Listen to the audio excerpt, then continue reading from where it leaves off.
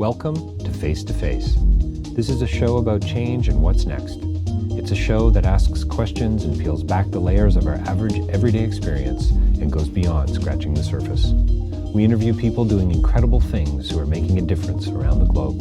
Join me as we listen in and get one step closer to understanding that big ideas shared create collaboration. Collaboration can inspire community, and communities create social change. I'm David Peck, and this is Face to Face. So my next interview is with Barry Averich. His new film, Oscar Peterson, Black and White, is premiering at the Toronto International Film Festival 2021. It's going to be in theaters in the very near future and also on Crave. And as you're going to hear, it's going global in the not so distant future. This is a beautiful celebration of not only Oscar's life, but his music and his relationships. We talk a great deal about why music is an act of resistance. We talk about how Oscar, he really was about the music, and he came, the direct quote is, "I come to play." We talk about his discipline and his education, his classical training, and this innate ability that he brought to the keyboard, and the respect that he has. Barry talks a great deal about the respect he has for the piano. Billy Joel and Herbie Hancock, Quincy Jones, John Batista. We have so many great guests showing up in this film talking about their relationship not only to Oscar's music but also to his activism, and it really comes out in a beautiful piece called "Hymn to Freedom." And if you don't know it, you need to check it out. I gotta say, as a Canadian, I was embarrassed, and I think I mentioned this to Barry in the interview, that I was embarrassed that I didn't know more about this man's life. We talk about the civil rights movement and racism and what it means to push back against the status quo, and the alchemy of music comes up. How beautiful is that? And why music should really be universal. But I will say the thing that really sticks, not only for me with the film and with my chat with Barry, and we barely scratched the surface, of course, as usual here on Face to Face, but we could have easily gone on for another hour or two, I'm sure. But the joy, the celebration, this human and as John Batiste says, the spiritual component of Oscar's work and that thread. It's a wonderful reminder of staying present and being in the moment. So buckle up. I hope you're going to enjoy the interview and make sure you get out to see the film. Toronto International Film Festival, going to be on Crave in the near future, going global also very soon. So look for it online. You can always check back on Face to Face as well. We offer up that kind of info and our newsletters. And by the way, sign up for our newsletter. You can do that at davidpecklive.com. Or facetofacelive.ca. That'll get you to the same place. Coming up on 600 interviews. We've been at this for a while. If you like what we're doing, please leave a review for us on iTunes. We would really appreciate that. Socially mediate the heck out of what we're up to here. Share it with family and friends. Sign up for the newsletter. Like it on YouTube. If that's where you're listening, please subscribe to the channel as well. What a pleasure having Barry Averich on the show today to talk about his new film, Oscar Peterson. Well, welcome to Face to Face. We are joined by a very special guest here with us today. We have Barry Averich, writer, producer, director, here to talk about his new film that's premiering at Toronto International Film Festival in, wow, I guess just a few days. Barry, thanks for joining us here today to talk about Oscar Peterson, Black and White. My pleasure. Nice to be here with you. Yeah, so tell our listeners right out of the gate, and I'm going to cover this a little bit later, probably in the interview as well. But it's so we've got this premiere happening at the Toronto International Film Festival, going to be at theaters on September 18th, of course, 2021. For those of you listening a few years from now, and of course, going to be airing on Crave. Can you talk a little bit about that? Yeah, so Crave, as you know, is sort of the I call it the Netflix of Canada. Bell Media's fantastic home for movies, and so we'll show it nationally on Crave October 22nd. It will begin there after Cineplex, and then on to CTV for those that don't have Crave. And I'm excited. It's my third film in partnership with them, and it's certainly a great place to work. No, that's excellent. And what about for international viewers? Are you looking at getting it out to the globally in the Oh, not so distant future? 100%. 100%. So That's amazing. This, Fremantle, and most people have seen their name on the end of all kinds of television shows. Fremantle's picked up the film, oh, that's and amazing. they're selling it as we speak. I certainly hope we end up landing somewhere special in the United States and globally. There's already interest because it's Oscar from Denmark and Sweden and Germany and all over the place. Yeah. So I'm France, and so Oscars That's Barry. That has is royalty. amazing. That's amazing, and congratulations. That's exactly what it should be. Correct. I wish you all the success in the world. I love the film. It's it's just it's a real celebration, is what it is. And I loved, and I want to return to this, but I love how John Batiste talked about just the joy that this man exuded when he performed and when he played, and I just felt that thread, that buzz throughout the whole film. So again, congratulations, and again, thanks for taking the time to spend a few minutes with us here today. Can you tell Pleasure. us a little bit about Oscar? I have to say I was embarrassed that I didn't know more about this man's career. It's remarkable, the breadth and the depth of what he was able to accomplish. Well, I'll say a few things. I mean, I grew up in Montreal, and as I was growing up in Montreal, and my parents had six albums, records. One of them was Oscar Peterson. My mother would take me to hear him play. I saw him twice at Place des Arts. First time when I was age 11. I did not know he was from Montreal. Probably didn't hear it in his introduction, Right. and so I love the fact that he's from my hometown. I will say what's I think really culminates Oscar is he has a line in the beginning of the film where he says, "I come to play." And that's him. I mean, that's what he loved doing. And I'm not Michael Moore. I wasn't looking to find the drama and exploit certain situations. And there is no needle in the arm in here. There's no Finding Neverland. This is a consummate musician who exuded music and professionalism. As imbued on him by his father in terms of that discipline to play, and his entire career is about getting better and elevating the genre of jazz to just another level that we had never seen before. He says really early on that the line was, "All I think about is piano." Yeah. Did you get a sense for that? I don't know, that what I would call, as from my philosophical sort of background, that tacit knowledge that Oscar would draw from to be able to just think about this all the time and to play, well, presumably better than almost anyone in the world. I love what Billy Joel says. What did he say? I'd give my left arm to be able to play like Oscar Peterson, which is hysterical.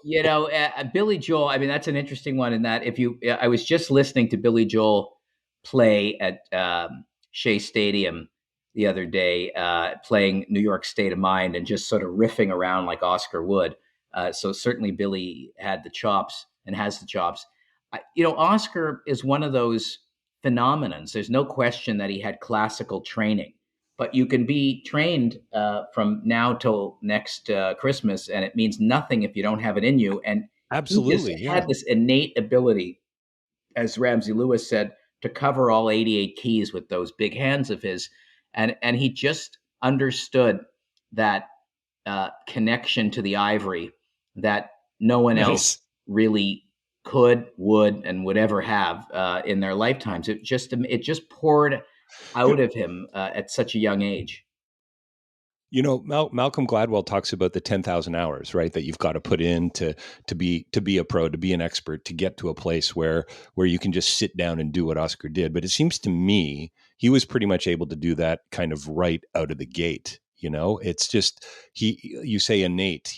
Did he, was he born a genius, or was it is it a both and? Well, I remember working on a documentary series 1,000 years ago called "Born Talking," how babies are born talking, and Oscar was born to play. Again, his father would bring home those albums, Art Tatum, Right. one of them, and he can sit down. And although he learned how to read music and write it, it was already in him, and Yeah. and he Yeah. could emulate what he was hearing and then do it better, do it faster, do it with a precision that was so Mm. extraordinary in his playing. And at the same time, what I'm left with from this film, I'm jumping to a question you'll probably have at the end of the interview, but No, that's okay. No, go, go. is just the fact that I'm a music freak and have studied everybody except probably the classical composers to the degree that I've studied jazz and R&B and blues. He has to be, or has to have been the most generous performer a musician I'd ever seen, ever. Uh, yes, That there's others that give credit to their ensembles and their trios and quartets, but Oscar, it just wasn't about him. It was about the music. Yeah, it's really remarkable. I'm so glad you said that, and I think we would have got there either way. But I love that, and I don't want to leave behind that his this innate ability. His dad talked about what did he call it? A workable knowledge of music. Right, So right. he brought him up, sort of like you say, classically. Here you go. Here are the tools. Now off you go, and do what you can to make something of this. And I think it's study to a point. You got to step in, but clearly there's a passion and there's a soul of some kind here, right? Whatever Well, that means. well, yes, it's passion. It's also respect. I remember Mm. watching, growing up, Jerry Lee Lewis pound the piano, pound it, murder it, and and when I did the David Foster film, David talked about touring with Chuck Berry and how he would just, it wasn't about music. He would just destroy the guitar. Right. And The with Oscar, theatrics almost. well, exactly, Oscar respected the piano. And that's the difference. He can kill it and respect it and understood it, where the others were just, it was just more about performance than about musicmanship. I mean, the closest I'd seen in terms of that ferocious way of playing was Buddy Rich, but at the same time, and they called him the killer, but it was the same time he respected the drums and the instrument and the precision of it. He respected it just like Oscar, respected the piano. I love that you talked about his generosity because the celebration in this film it's a beautiful thread. It's the kind of story, it's the kind of film that you end and you're in a, I don't know, this is going to sound corny, Barry, but you're in a more joyful place. There's Yes, this, yes, yes. it's not quite maybe the music that you're going to tap the steering wheel to. It's not, the Beach Boys maybe driving down with your windows and your open and your Ray-Bans on, but it's still this deep sense for me anyway, of celebration and joy. And generosity is such a beautiful thing. And John Batiste, he talked about it as well, just this, almost the spiritual component, you know and I love how you included his thoughts on art. Is it Art Tatum? Yeah. Yeah. And I'm not sure who it was that was interviewing him, but didn't Oscar say, like, who are these two guys playing the piano in reference to art? And there Well, was exactly. this respect again, right? We're back to this sense of respect and celebrating the other that I just thought was so beautiful. Well, Oscar, the story is told in the film where Oscar's father brings home an Art Tatum record and says, "Here," and Oscar listens to it and gives up the piano for a month or two, and I could never be that good, Which and is then such goes back at it and is so that good. much better. But Eddie Billy Joel says, "There's no one else. It's Art Tatum and Oscar Peterson." Yeah, it's just so I just love the way that the interviewer asked him. I think I forget what. And he's blind too, don't you know? And Oscar says, "Oh, great, you had to bring that up." It That might have been was such, It might have been Dick Cavett, that but was Oscar such a was self-deprecating that way, and you see that in the film, which is very much, as you say, a celebration. I wasn't looking to uncover anything. There'll be critics of my documentary will go, do we need this film? I don't know that we got to know Oscar Peterson. I always face that in documentary films, and I'm not making the films for critics to get to know anybody. I want to come. I want the audience to get lost in his music. I yeah. was in 2002. I walked into the Uptown Theater in Toronto and Mm. sat and watched Standing in the Shadows of Motown, the Funk Brothers, the story about the Funk Brothers, the backline of all the great Motown artists, Marvin Gaye and Smokey and everybody.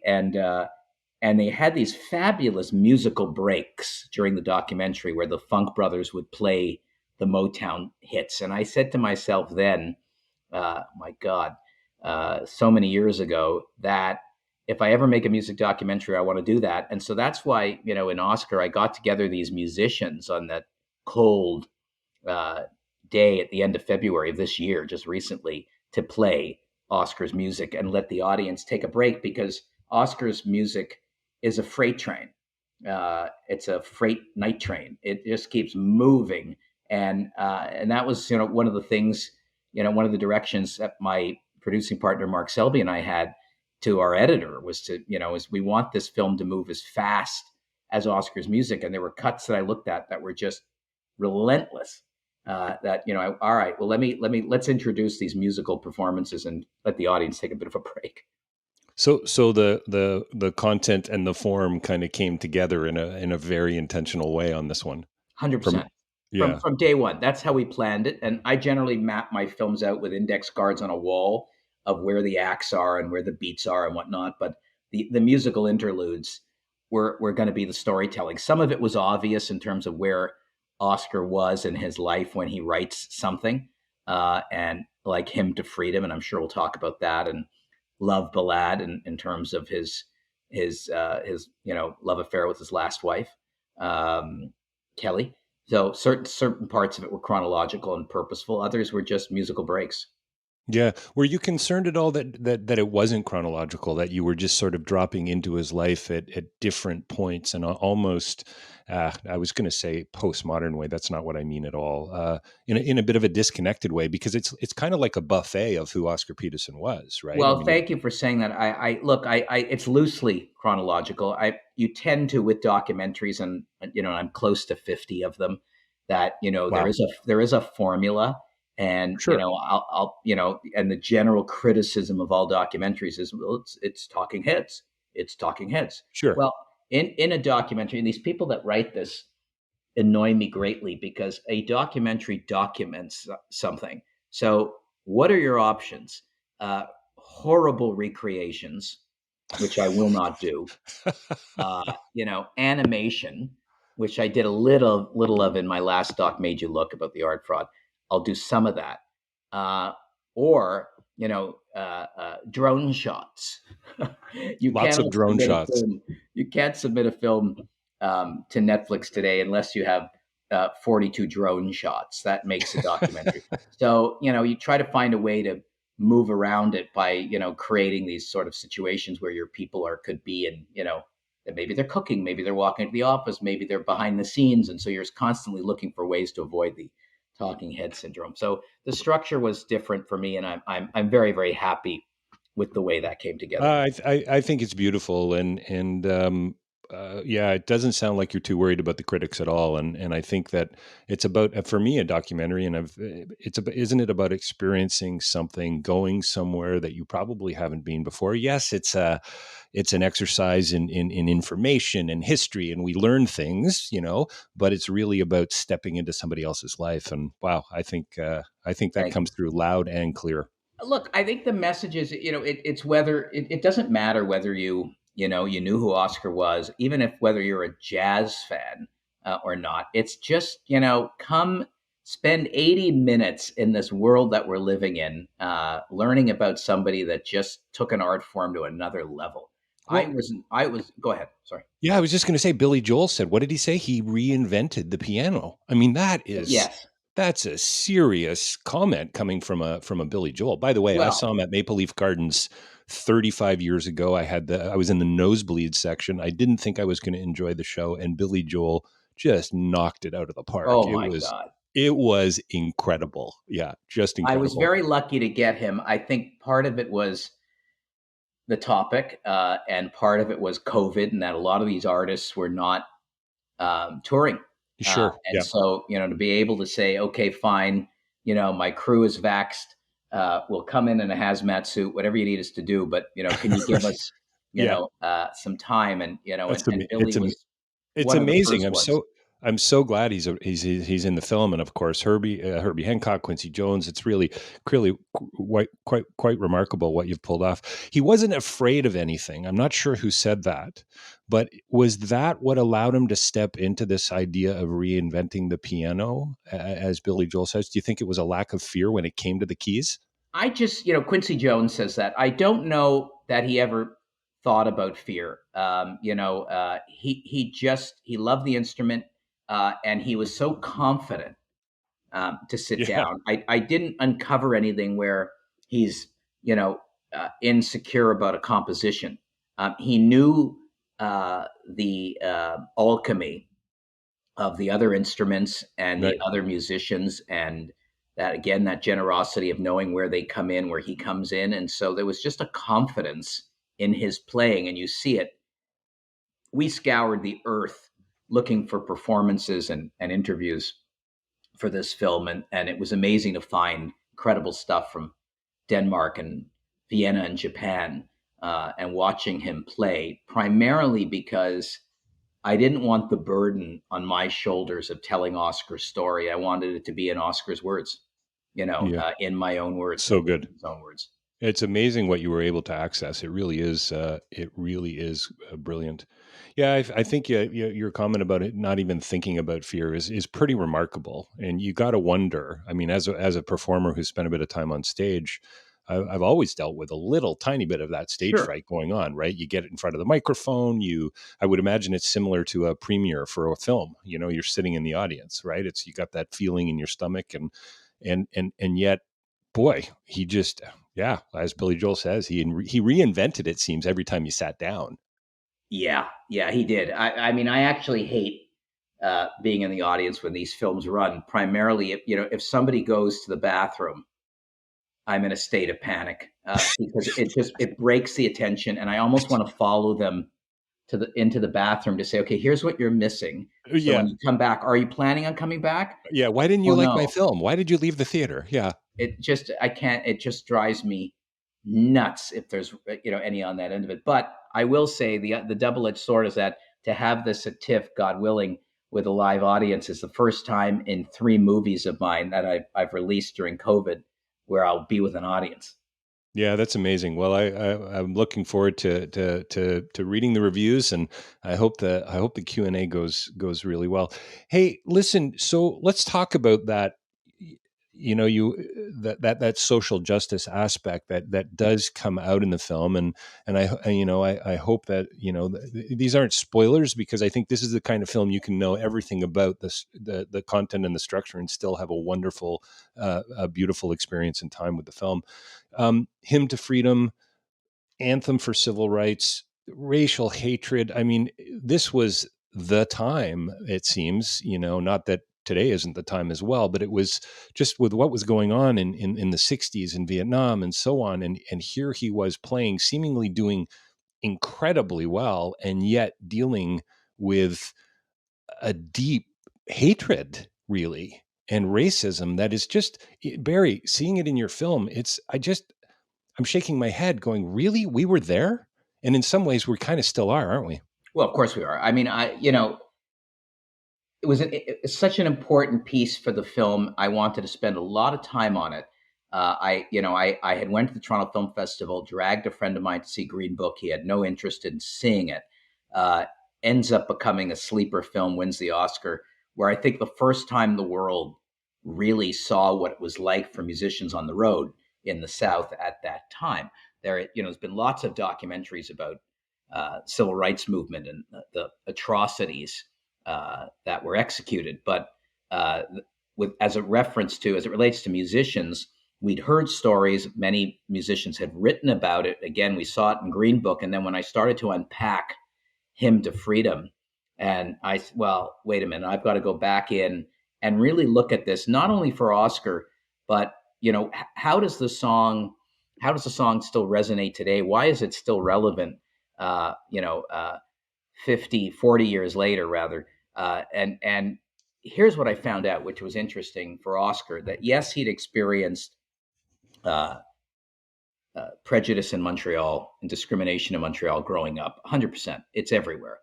Then when he hits the road, the issue becomes how do you uh, deal with that odd disconnect of an audience applauding, adulation pouring out from the seats onto the stage, and you walk off that stage and you're on a high as a performer. My God, I really killed them. And then the fans would come up and say, "You, Mr. Peterson, that was unbelievable." And he'd say, "Thank you." And he'd put his hand out and they wouldn't shake his hand. Yeah, They it's wouldn't hug him. mind-boggling. And so suddenly that feeling of adulation just goes to, tremendous despair and sadness for him, aside from full frontal violent acts on the road. Just that massive disconnect between the audience and touring. You come off of a stage, you killed them, and you'd be heading to the washroom, and the hotel manager or a nightclub manager would say, "Oh, Mr. Peterson, where are you going?" "Well, I'm just going to use the washroom." "Oh, no, no, no, no. There's an outhouse in the back." "What?" So, and it wasn't only in the U.S; it was in the U.K. as well that he saw that. So that hymn to freedom, peace to me, the music, the lyrics, everything still resonates, which is why I really included the footage of what's going on today. That segues from Martin Luther King to George Floyd and on to really say that if Oscar were here today, I think he'd think that the song was still relevant and paramount, and in fact that it is. I love how you include the Martin Luther King Jr. quote, "We can never be satisfied." And Yeah, I think it's all of us have to, what does W.H. Auden say? An artist must live in a constant state of siege, I think is the line. it's And, true. I, W.H. Auden? No, exactly right. Yeah, yeah, yeah. So I got that sense from, we can never be satisfied. And isn't that where we all should really be? It's about questioning, it's about peeling back the layers, it's about coming alongside. And it's, yeah, I mean, to see, like you say, that segue into what's going on today, what's happening in Afghanistan. I mean, we got so, wow. The boulder is kind of down near the bottom of the mountain. We've got a long way to go, right?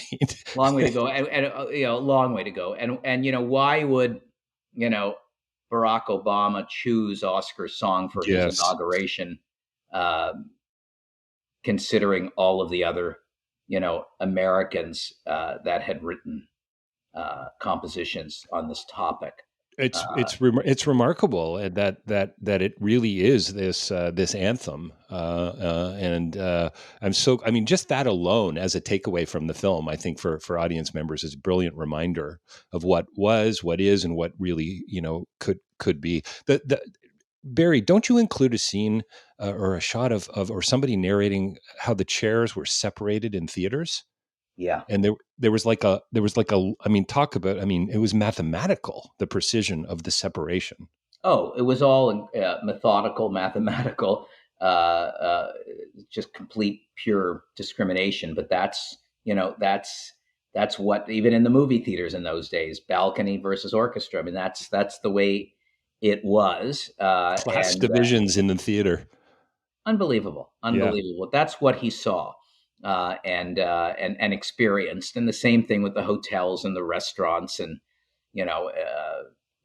The only time you really saw uh, this incredible non-segregated situation was on the tour bus, where you would have a mix of Right. artists brilliantly connecting, and as Oscar talks about, playing together. Ella Fitzgerald and Herb Ellis getting his guitar out. I just wish somebody had recorded those sort of bootleg sessions on the bus Right. touring. My God, that would have been great to hear. Oh, all the stuff that wasn't captured, right? Yeah, The yeah. moments in time. It really is brilliant. And I mean, this is what's so beautiful to me about documentary and this kind of narrative. It's yeah, absolutely beautiful that we can step inside somebody else's. I'm not going to say mind, but certainly a life to some degree. I love what Herbie Hancock had to say, and I want to come back briefly before we wrap up. To talk about music as an act of resistance. Somebody talks about that. If you've studied music all your life, I'd love to hear your thoughts on it. But Herbie Hancock, I believe, said it's not about the notes, and this goes back maybe to his education and the celebration and the joy. It's about the heart of the person playing. in your film, I got a sense for Oscar that he really was a kind, uh, uh, generous, beautiful guy. You know, clearly, you raise some questions about his life and the loneliness that he probably felt, and not being able to share some of it with a partner, and we get this sort of glimpse into the challenges that he might have faced. But here was this performer that was, I don't know, he was all about embrace, wasn't he? He sure was. He had time for everybody. Yeah, He was a teacher. He was a mentor, I mean, in the several occasions where I did meet him later in life, he was a listener, the same way Quincy Jones is, and I have that same relationship with him. Uh, he listens and he's curious. I'll never nice. forget, a Quincy Jones anecdote. I was going through a horrible time with a horrendous business partner, and I was in LA, and I was sitting with Quincy, and he sensed it. And I'm telling him the story, he just grabbed my hand and he said, "Don't you get it?" And I said, "What? What, Quincy?" And he said, "In order to have a beautiful photograph, you must have a negative. So you'll live through the negative to get to the beautiful picture." It's good. Okay, and it's so simple, but it helped me. Not only the fact that it was Quincy, and Oscar was the same way. He listened, he was wise. If you watch those interviews with Dick Cavett or David Frost or whomever, uh, so fabulously insightful, Oh, and generous and oh, respectful. and just in the moment, like it just comes through in some of the tight close-ups on his face. Like he's not rattled in any way, shape, or form. He's just and so present. Like that really comes Exactly. through. It was never a Miles Davis thing. Well, the sort of shtick of yet, I remember years ago the impresario, Garth Drabinsky, bringing in Miles Davis to the Pantages Theater. He would do this Monday night series, and we were all taking bets. Will this be the performance where Miles plays to the audience, or Miles famously at some performances, many of them would not even face the audience. He'd play with his back to the audience, and he was precise and brilliant, but he didn't care. Oscar cared. Yeah, Oscar cared. Yeah, it really comes out. He was a pro in that sense, a consummate pro, though he performing, but clearly you were getting. I got the sense you were getting the real guy in those interviews, Oh, every time. transparent and authentic, and Every time, even after, and we deal with the folk in the film, his stroke. He went back at it, and I think it was Cornell West who said, "You'd never even know." that's right. Yeah, nice little shout out to George Stroumboulopoulos there too in the Yes, film. yes. That was lovely. Yeah, yeah, that was really fun. So, can we kind of, sadly, we're going to have to wrap up here in a few minutes, and again, I'm uh, here if you need me. what's that? I'm here if you need me. Yeah, yeah, fantastic. So, talk to me a little bit about music as an act of resistance. I think most of us get that sense that, the rock and roll rebel. You don't necessarily get that sense from I don't know, a classical artist or a jazz pianist necessarily. And yet, Hymn to Freedom, well, it's a truthful song, it's a truthful hymn, it's a truthful piece. But you don't nor necessarily think of jazz as an act of rebellion, if you know what I mean. Well, I think it is. I mean, it's where, jazz artists, and we deal with this in the film extensively. I mean, jazz artists really did not have a exposure to a legitimacy, as people call it, to a white audience or to the mainstream venues. Right. So I think if anything, and there was such power in there. So to me, the resistance and the determination of it was to say, how do we elevate this art form?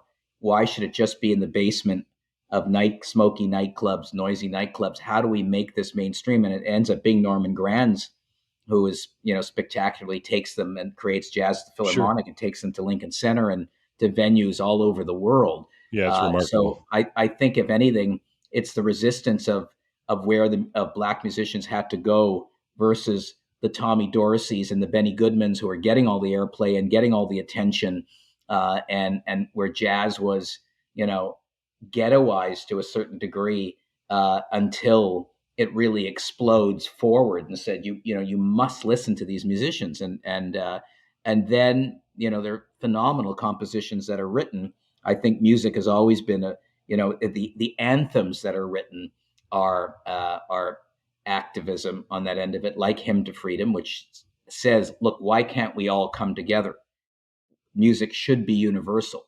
And it certainly wasn't until, we get through that horrendous segregation in theaters and Black musicians having, the human rights on that end of it. So, you're right in that, yes, rock and roll, sense of defiance, Vietnam, and the Rolling Stones and Jimi Hendrix and all of that, sending a message on that end of it. But I think plays that role as well. Way more subtle, right? Way more Yes, understated, I think. And I love the fact that here was this guy who, again, let's come back to the joy and the celebration and the beauty of that, the humanity of that, found in that for all these audience, these millions of people around the world. And yet he was still pushing back against the status quo. I love that about 100% this. exploding. I mean, I always talk about my films of artists who can fill a frame. Oscar went beyond the frame, and just exploded beyond that in his music, and at the same time being really nice guy. Yeah, yeah. So it's definitely doable. Maybe that's a little bit of a shout out to politicians around the world, Barry. Is Well, that a and other possibility? performers. Yeah. Yeah, yeah, exactly. Hey man, what a pleasure having you on the show today, and Thank thank you. you for joining us on Face to Face.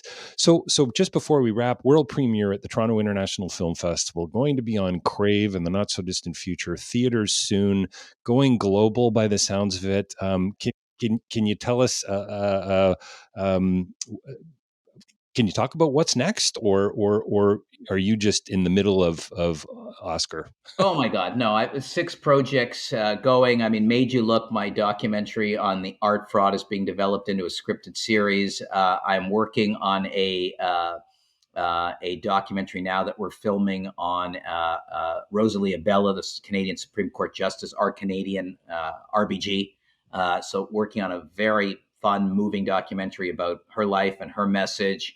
I'm working on a project with RKO Studios on one of their scandalous actresses from the 30s. So getting ready to produce the Scotiabank Giller Prize 2021, and doing some work with the Stratford Festival on their productions, filming them. So it's a busy time. I think, yeah, I was going to say, I think the question is, what do you do in your spare time?